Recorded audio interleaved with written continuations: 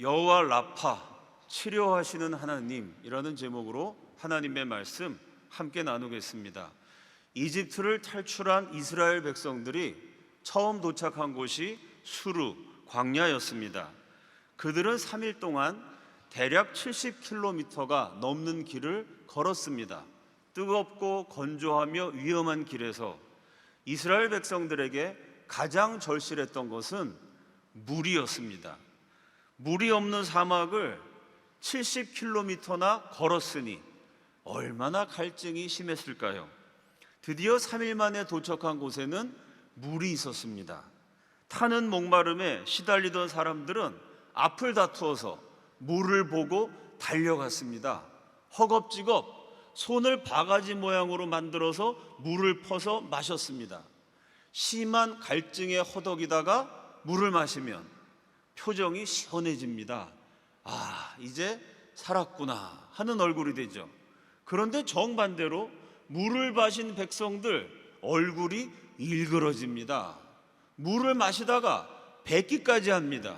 왜냐하면 물이 너무나 써서 도저히 마실 수가 없었기 때문입니다. 그들의 경험을 요약한 단어가 마라라는 말입니다. 히브리어 마라는 쓰다, 괴롭다, 근심하다 라는 의미입니다. 출애굽기 15장 23절입니다. 마라에 이르렀더니 그곳 물이 써서 마시지 못하겠으므로 그 이름을 마라라 하였더라. 한 구절에 마라라는 말이 몇 번 나오는지 세어봅시다.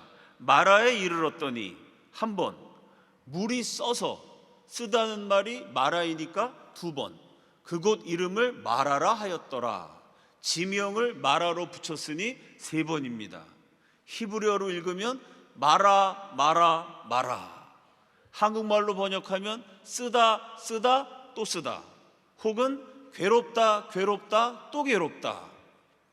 쓰고 또 쓴 물을 마셔서 괴롭고 또 괴로운 문제를 하나님이 해결하셨습니다. 그러면서 하나님이 말씀하셨어요. 나는 너희를 치료하는 하나님이라. 치료하는 하나님을 성경은 여호와 라파라고 부릅니다. 우리들의 몸과 마음을 치료하시는 여호와 라파의 하나님을 체험하시기를 주님의 이름으로 축원합니다. 첫째로 여호와 라파, 하나님은 기도의 응답으로 치료하십니다. 삼국지에 수염을 길게 기르고 청룡 언월도를 휘두르는 영웅 관우가 있습니다. 관우가 전쟁터에서 적군이 쓴 돌 화살을 팔뚝에 맞았습니다. 화살 끝에 묻힌 독이 살에 파고들고 뼈에까지 스며들었지요. 이때 관우를 치료한 명의가 화타입니다. 화타가 살을 도려내고 뼈를 긁어냈습니다. 삼국지에 의하면요, 관우의 팔뚝에 썩은 살을 도려내는데 피가 한 동이가 나왔습니다.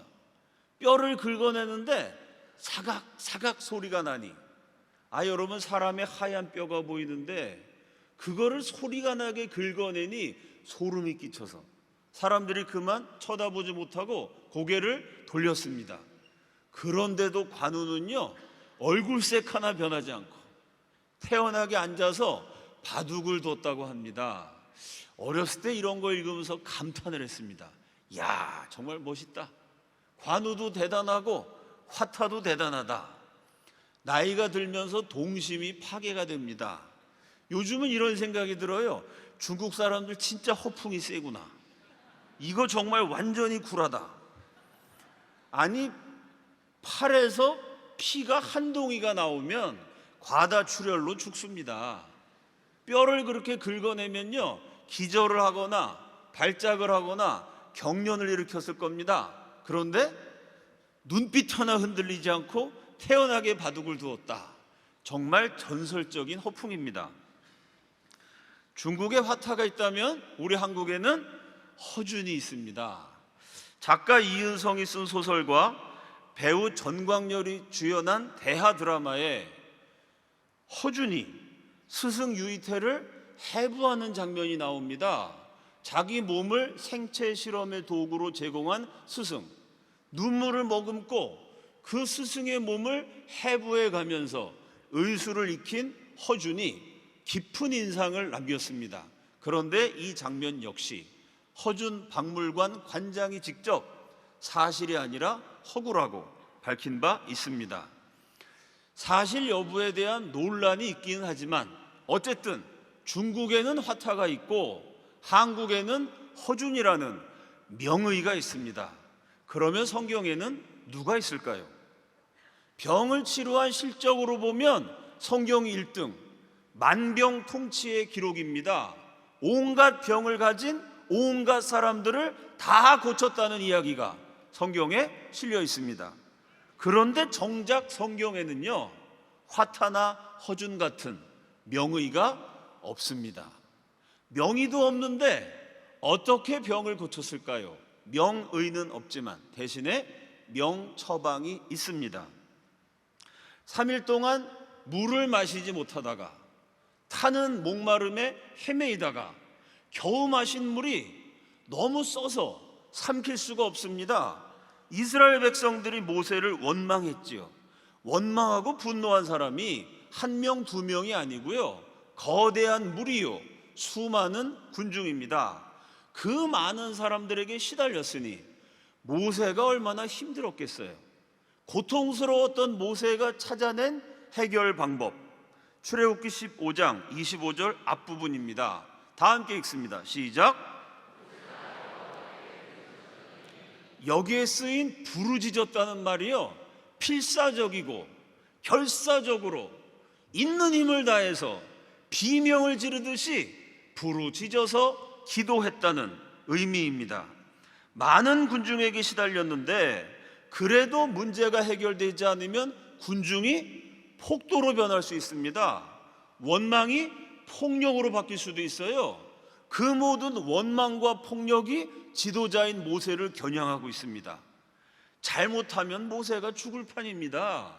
죽을 지경이 되어서 죽을 힘을 다해서 모세가 필사적이고 결사적이고 비명을 지르듯이 절박하게 하나님께 부르짖었습니다. 그 부르짖음의 기도가 하늘에 사무쳤어요. 우리 하나님이 모세의 기도를 들으시고 물을 고치시고 사람들을 치료해 주신 줄로 믿습니다. 다 함께 따라합시다. 기도가 허준이다. 성경에는 허준이나 화타 같은 명의는 없지만 허준과 화타를 뛰어넘는 명처방이 있으니 그것이 기도이고 부르짖음입니다. 또 한번 따라합시다. 기도가 화타보다 낫다. 모세가 죽을 힘을 다해서 결사적이고 필사적으로 비명을 지르듯이 기도할 때 하나님이 들으셨습니다. 물도 고쳐주시고 사람도 고쳐주셨어요. 오늘날에도 마찬가지입니다. 주님의 백성들이 하나님이 치료하신다고 믿고 결사적이고 필사적이고 절박하게 있는 힘을 다해 부르짖을 때 하나님이 들으시고 몸의 병, 마음의 아픔, 온갖 상처와 문제들을 해결하시고 치료하시고 고치시고 회복하실 줄로 믿습니다. 기도에 응답하셔서 병을 고치시는 여호와 라파의 하나님을 체험하시기를 우리 주님의 이름으로 축원합니다. 둘째로, 여호와 라파 하나님은 모든 대상을 모든 방법으로 치료하십니다. 출애굽기 15장 25절 상반절입니다. 모세가 여호와께 부르짖었더니 여호와께서 그에게 한 나무를 가리키시니 그가 물에 던지니 물이 달게 사용되었더라. 수르 광야에서 물을 고치는 수단으로 나무가 사용되었습니다. 사랑하는 여러분, 하나님이 병을 고치신다. 여호와 라파이시다. 그러니까 하나님만 있으면 되고 병원은 안 가도 된다. 의사는 안 만나도 된다. 약은 안 먹어도 된다. 이렇게 믿는 분들이 간혹 있습니다. 그렇지 않습니다.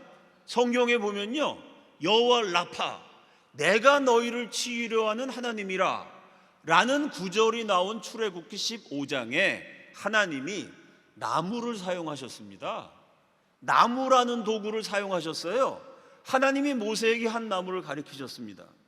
하나님이 가르쳐 주신 나무를 모세가 물에 던졌더니 써서 마실 수 없는 물이 고쳐져서 사람이 마실 수 있게 되었습니다.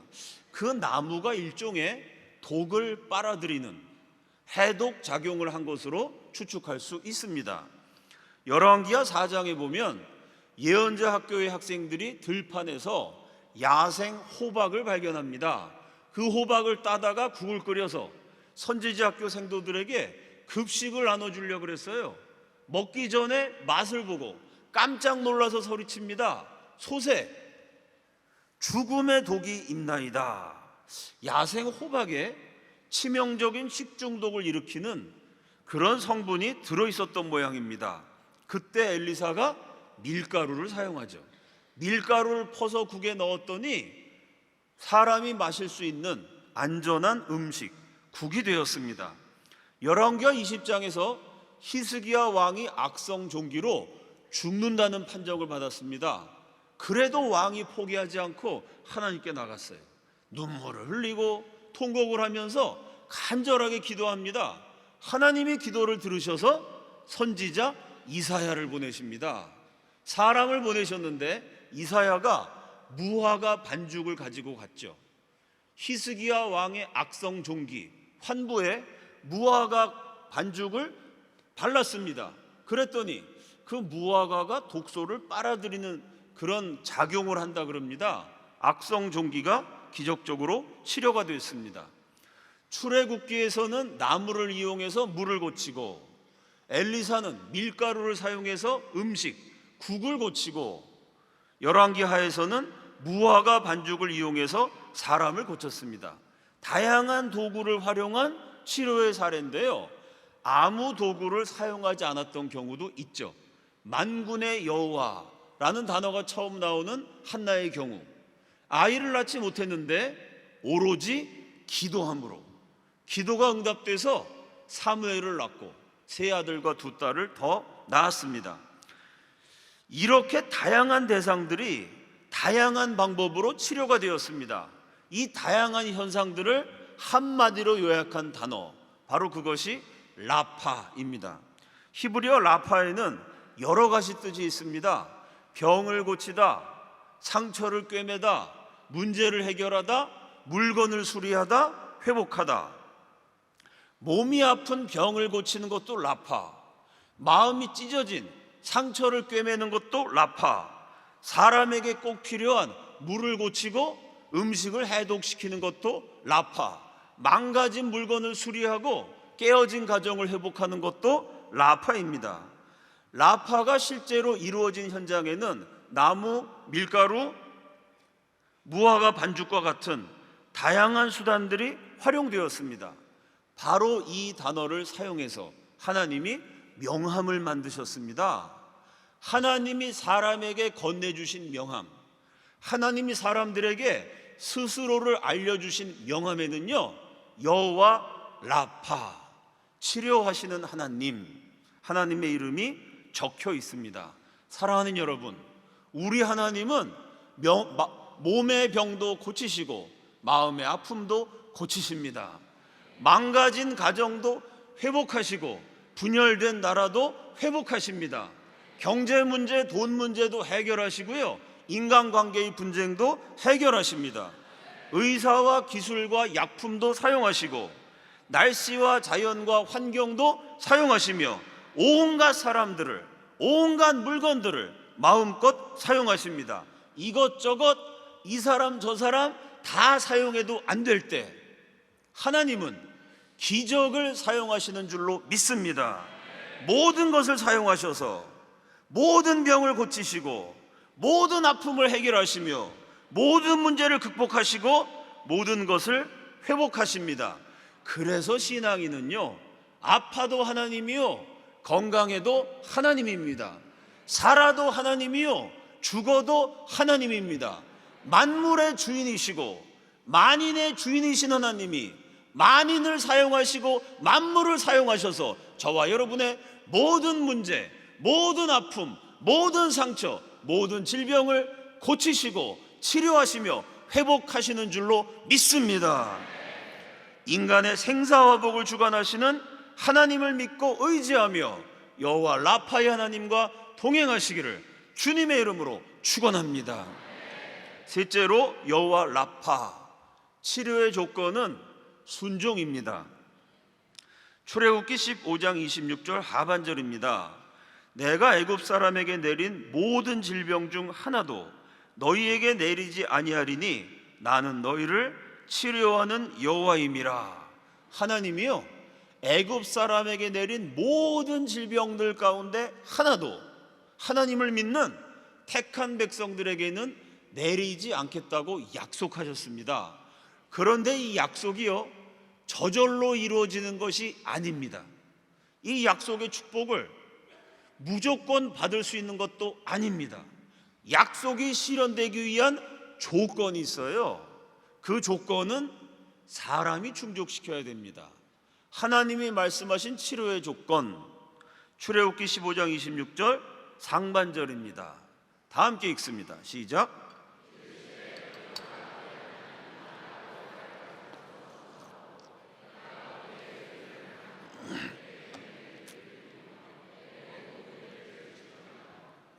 다 함께 따라합시다. 들어 순종하고. 하나님이 말씀하신 치료의 조건은 그냥 순종이 아니고요, 들어 순종입니다. 이 말 자체가 대단히 흥미롭습니다. 부모님 말씀을 자녀들이 잘 듣는다 라고 할 때, 듣는다는 말이요, 청각기관이 발달해서 소리를 잘 듣는다, 이런 물리적인 뜻은 아니겠죠. 부모 말을 잘 듣는다 그러면 자식들이 순종한다는 의미입니다. 이 본문에 사용된 들어라는 단어도 잘 듣고 순종한다는 뜻인데, 그 다음에 무슨 말이 붙었냐면 들어 순종하고, 순종하고가 또 붙었습니다. 이 말을 그대로 번역하면 잘 듣고 순종하고 또 잘 듣고, 순종하고 잘 듣고 또 순종하고, 똑같은 말을 여러 번 반복해서 순종하고 순종하고 순종해야 치료받을 수 있다, 강조하신 표현입니다. 들어 순종, 다음에 나오는 말이 내가 보기에 의를 행하고. 사람들 보기에 의를 행하면요, 오히려 위험해집니다. 사람들의 기준으로 의를 행하면 하나님 말씀이 아니고 세상을 따라간 것이 됩니다. 하나님 말씀에 따라 의를 행했는데 사람들 보기에 의를 행하면 의인 것처럼 보이지만 불의이고 선인 것처럼 보이지만 위선입니다. 사람들에게 보이려고 행하는 것, 그거 외식이다, 바리새인들이다, 절대 그러면 안 된다. 예수님이 얼마나 강조하셨는지 모릅니다. 그래서 성경은요, 사람들의 의가 아니고 사람들 보기에 의도 아니고 하나님 보시기에 의를 행하라 명령하십니다. 그 다음에는 내 계명에 귀를 기울이며, 마지막에 내 모든 규례를 지키면 여호와 라파가 되어주십니다.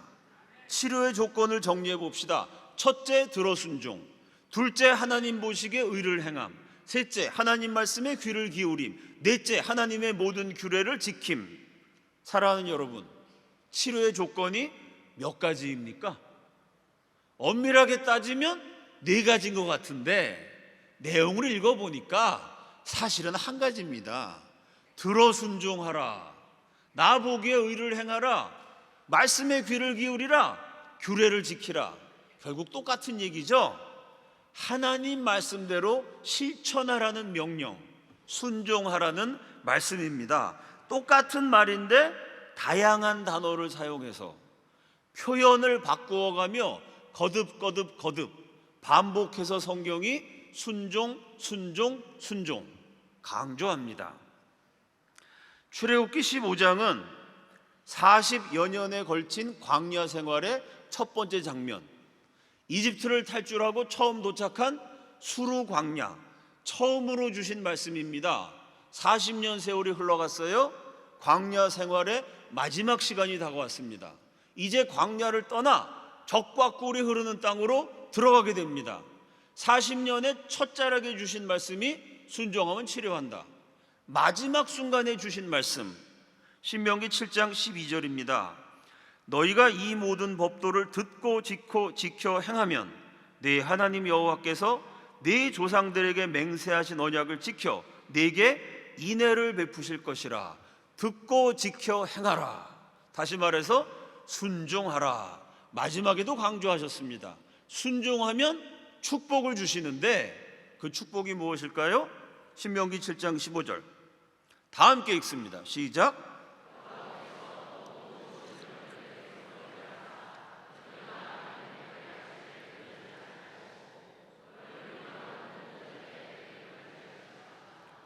출애굽기에서 애굽 사람들에게 내린 모든 질병 중에 하나도 걸리지 않을 거다. 신명기에서는 애굽의 악질에 걸리지 않을 거다. 똑같은 말씀입니다. 광야 생활을 처음 시작하는 첫 장면에서 순종하면 치료해 주신다.